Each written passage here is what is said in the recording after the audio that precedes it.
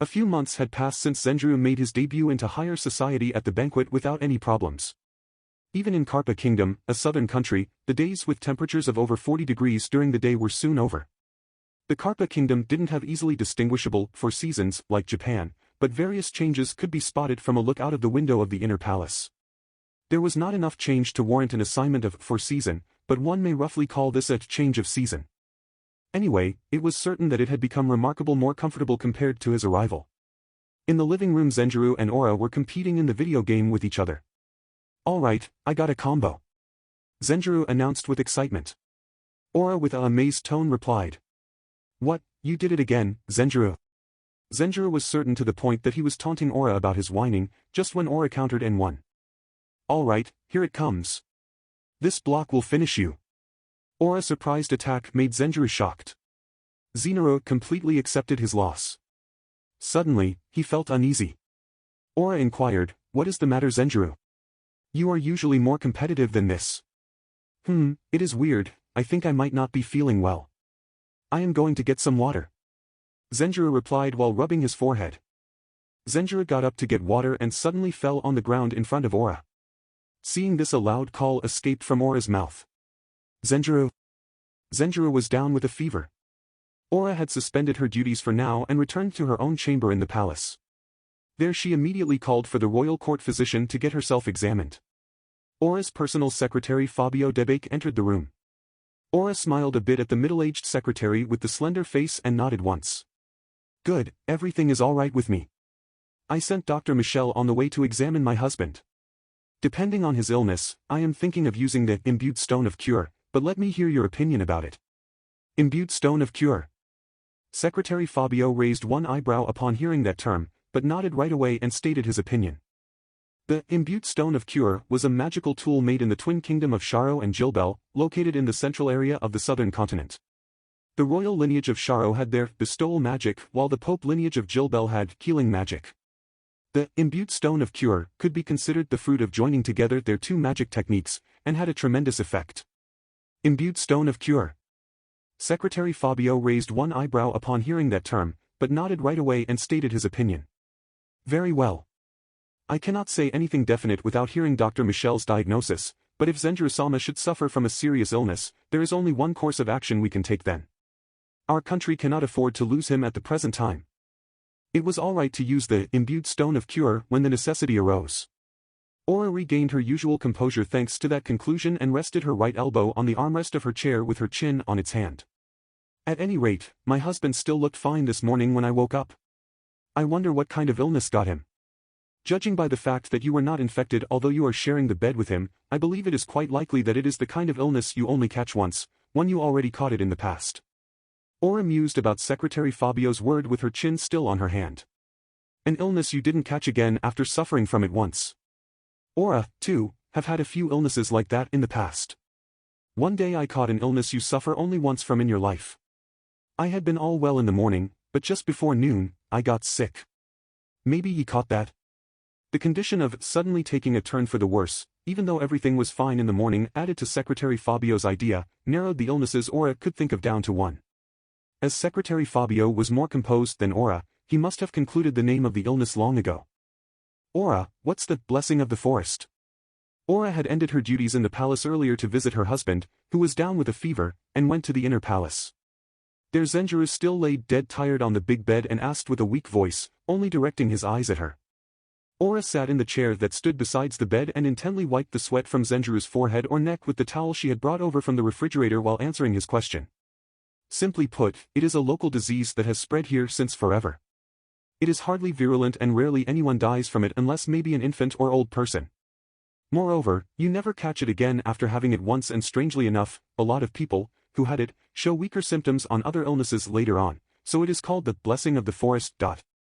Zenjirou somehow comprehended Aura's words even though his head was spinning from the fever, and unconsciously spoke out his impression. "I see. So I'll get better with just some sleep. About how long will it take?" 3 days at the earliest and 7 days at the latest," Aura replied. Anyway, these circumstances of the lower class had hardly any relation to Zenjirou. "Reminds me, the waiting maids were being troubled. Would you at least allow them entry until you have recovered?" That would ease my mind as well. Aura phrased a question she had suddenly recalled, whereat Zenjirou turned on top of the bed and showed an unpleasant expression on a rare occasion. If possible, I would rather not have that. To be honest, I don't feel like getting better when people scurry around me. On the other hand, Aura, too, showed a bewildered expression on a rare occasion and persuaded her willful husband. However, in your condition you cannot even eat or relieve yourself on your own. You need someone nursing you. It's okay, I can change my clothes by myself and I'll ring the bell for the toilet. Zenjirou rejected it outright with a feeble voice, whereat Aura raised a voice, still not convinced. Fine. I will tell them to keep coming here to a minimum. After a moment of musing, Aura gave in. Thanks. Then Aura spoke out her next words kind of unconscious. It is nearly time for dinner. Is there anything you would like to eat? A nonchalant question. She surely only said it out of kindness. The weakened Zenjirou reflexively revealed his wish upon her words. Porridge, I want porridge with either dried plums or an egg and soy sauce. Porridge for the sick. It was an all too natural association for a Japanese. However, the typical Japanese food for sick people was nothing but an unknown dish in this world. Porridge? What is that? Dried plums? I know of eggs, but what is soy sauce? Aura tilted her head in puzzlement. Even with his thoughts dulled by the fever, Zenjirou could easily catch her reaction. His words just now didn't get through to her at all. An unknown land, unfamiliar clothes and obscure food. Aura imagined Zenjirou's situation anew and felt gloomy. In the end, I am nothing but compelling inconveniences on him. A dejected voice unconsciously left Aura's mouth when her reflecting ended. A message from the eastern border, you say? In the afternoon of the same day, Aura was working on her duties in her office when she received the news from Secretary Fabio and tilted her head puzzled. Yes. A small flying dragon from the border station in the east just arrived with this letter. Aura took one of them and opened it, retrieving the thin dragonskin parchment from within. After she read through the parchment with a bad feeling, Aura made a small sigh.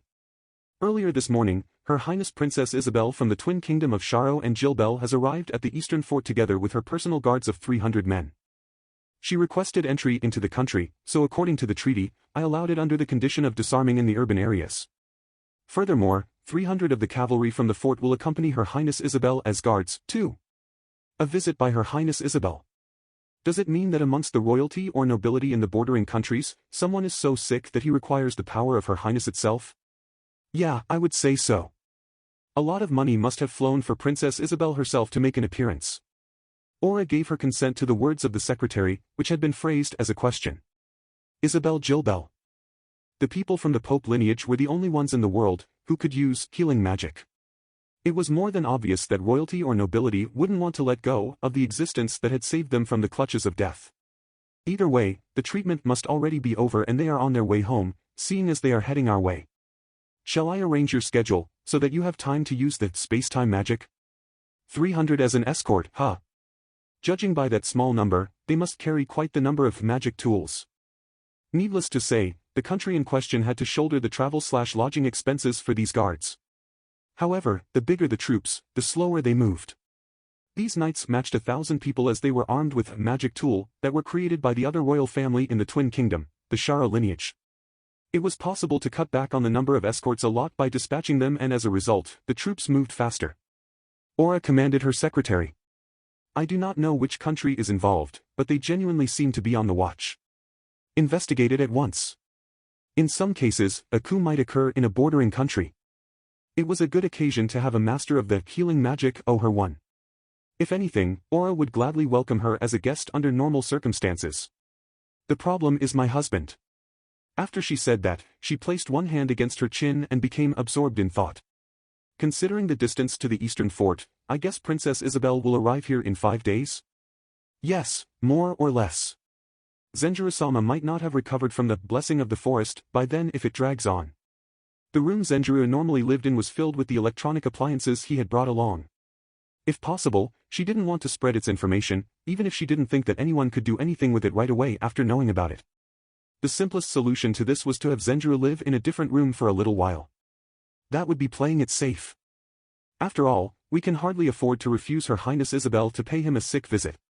Secretary Fabio expressed a genuine consent to Aura's suggestion. I just hope that no trouble arises. Aura herself was kind of aware that the possibility of actually nothing happening was rather low while she mumbled that. 6 days later. Aura had showed Princess Isabel in her private chamber in the palace and made some private conversation in form of a pleasant talk with her. Thus, the first words of Princess Isabel had been like this. It has been a while, Your Highness Aura. First of all, let me congratulate you on your marriage.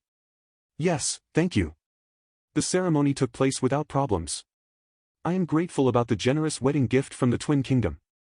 Aura answered like that without lowering head. Princess Isabel was nothing more than one of the countless royalty. She smiled elegantly by putting one hand in front of her mouth a bit. I am glad that it was to your liking, Your Highness. Originally, etiquette dictates that I myself should have participated in the celebration, but an urgent matter had occupied me. I will definitely make it up to you at a later point. I take it that I cannot make you tell me about that urgent matter as a way of compensation? Princess Isabel showed not the slightest agitation towards Aura's slightly provocative words and hedged it. Yes. It involved my credibility as a healer, so even if it is a request by Your Highness, I ask for your pardon on this matter. She used a meek smile and meek tone to make a firm refusal. The Gilbel lineage possessed a morale that was close to the medical confidentiality, to vaguely put it in the words of modern society. Aura had known from the beginning that there was no way that Isabel would agree and abandoned the topic at once. I see, too bad. That reminds me, there is something I would like you to take a look at, Princess. Aura then said with an expression as if she had suddenly thought of it and rang the bell on the table. The door opened at once and Secretary Fabio appeared as he had probably stood outside the whole time to await orders. Yes. Bring me the rings of my husband and I, as well as the certain items. Princess Isabel tilted her head puzzled, whereat Aura smiled meaningful. Indeed. The country of my husband apparently has a custom, where the man presents the woman a pear ring. On this occasion, I would like to make these rings into some kind of magic tool. You may take them in hand. Let me hear your honest opinion. Aura prompted her with a broad grin, whereupon Isabel took one of the rings and held it up against the sunlight coming in from the window. How beautiful, are these gems crystals? No, they are diamonds. Diamonds. In such a shape? Unbecoming for a lady, Princess Isabel raised a surprised voice. But it was understandable. The gem called diamond existed in this world, too, but there were no common techniques to polish them. All the diamonds currently in existence had been cut with magic by an ancient earth archmage. The cutting techniques for gems advanced along with the development of precise machines. It was absolutely impossible to reproduce it in this world, even with the help of the irregular power called magic. Aura inwardly made a sigh of relief as Princess Isabel's reaction told her that her conjecture hadn't been wrong. Aura explained herself at once to Zenjirou when he woke up and smiled at her happily, and convinced him not to wear the rings ordinarily. Its radiance was just too bright. If Aura were to wear this ring, the vigilant nobles would notice it right away and question her about the origins of the ring. Before long, Princess Isabel noticed that Aura was looking at her with a smile, so she laughed it off with an affected "oh ho," and put the ring back onto the tray. Oh, I beg your pardon, Your Highness. I was so fascinated by it. Quite all right. An impressive sight, is it not? If possible, I would like to turn it into a magic tool. Yes, I believe the Sharo family will put in their utmost effort for such an exquisite item. It may be exquisite, but is a tiny jewelry after all, so I believe it would be better to refrain from putting in a large magic.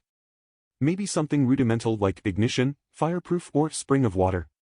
She replied with a sensible remark. I will not be so unreasonable as to ask for cure, but maybe stamina recovery. It is possible as long as you are all right with the fact that the ring turns into ash after around 5 uses. The women then continued to discuss it for a while longer, but couldn't really come up with a fitting magic. Isabel was going to stay in the Karpa Palace for a while longer anyway, so there was no need to find an answer right now. As they concluded the matter for now and she had put the ring back onto the tray, Princess Isabel suddenly looked at the 2 pouches on the tray. Come to think of it, what is inside these pouches, Your Highness? Aura picked up the bigger of the 2 pouches and replied with a delightful smile to Isabel's question. Right, these belong to my husband as well. I would like to hear your professional opinion on this occasion, so I had them brought here. You are an expert on jewelry, correct? As Princess Isabel witnessed its radiance, she widened her eyes even more than when she had taken the ring in hand. Assuming her surprise at the ring had been revealed intentionally, then the surprise she was showing right now ought to be one that she failed to conceal. Princess Isabel showed an expression that said oops for a moment, then assumed her usual calm expression again. Pardon me. That took me entirely by surprise. What exactly would that be? Aura was dubious of Isabel's exaggerated reaction, but hid it behind a smile and replied. They call it glass. I was told that it is far more fragile than crystals and thus breaks easily. Aura smiled to herself a bit, then. Although I say fragile, I mean that it breaks when you drop it from a height onto a solid surface. It will not be damaged when you hold it normally, and we have a carpet on the floor here, so even when you should drop it, it will not cause it to break. Let me be frank with you, Princess Isabel. What price would you attach to a single piece of it if it were kept for sale? Aura made a surprisingly frank question with some kind of intention, whereat Isabel faced forward again and replied after clearing her throat once with an affected cough. That is to say, you intend to sell these gems, Your Highness? Isabel looked rather serious, whereupon Aura smiled at her a bit. They originally belonged to my husband after all. I cannot sell them all on my own accord. However, as this article does not exist natively in our world, I am allowed to part with a few of them to measure their value. Isabel nodded, apparently convinced by Aura's explanation. However, Princess Isabel said something with a serious expression that made Aura doubt her ears. Supposing I would be able to buy this gem. I would offer 30 gold coins for it. 30 gold coins. Aura was at a loss for words from the unexpected amount offered, but somehow managed not to show it on her face and replied shortly.